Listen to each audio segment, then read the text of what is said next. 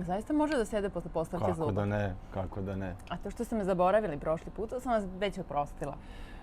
Desi se i to, moramo da priznamo. Uglavnom, vodimo računa da svakog pokupimo sa aerodroma i da budemo tačni, ali naša draga pacijentkinja je bila zaboravljena na aerodromu i morala je sama da se snađe. Mi se duboko izvinjamo ovim putem i ovaj mali poklončić njoj, pored zuba, da se iskupimo, ali sve je prošlo okej, pacijentkinja se snašla i ovo su njeni divni zubi. Ona je uradila Hollywood Smile u Gornjoj Donjoj Vilici i sad će nam reći par reči kako je uopšte došlo do nas i kako je sve, sem tog zaboravljenog, prošlo. U ordinaciju Cvijanović sam došla po preporuci zubara iz Beograda. Interesantno. Čak 3 zubara iz Beograda. Obzirom da sam imala 2 loša iskustva sa zubarima i sa zubima i celokupnom intervencijom, bila sam prinuđena da nađem neko ko može da garantuje kvalitet, neko ko može da garantuje sigurnost i neko kome mogu da verujem.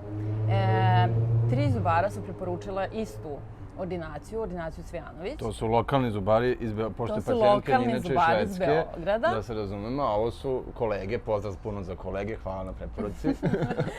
Da. Tako da, zaista sve ono što su oni rekli da ću dobiti u vašoj ordinaciji, ja sam dobila još mnogo više. Mogu da kažem da ste jedan od retkih zubara koji zaista govori istinu. Obično kažu, pa neće ništa boleti, ovo će biti samo brzo. Vi zaista objasnite sve do tančina kako to jeste. I otuda je ona vaša reklama da strah nestaje. Ja mogu da kažem da se radujem svakoj ponovnoj poseti vašoj ordinaciji.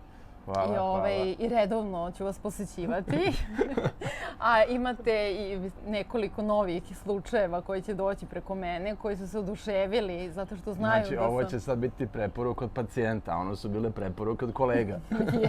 Jeste. I moramo da naglasimo da sam ja velika kukavica i da se užasno ali smo bojem razbili igle. strah. Da, definitivno jeste.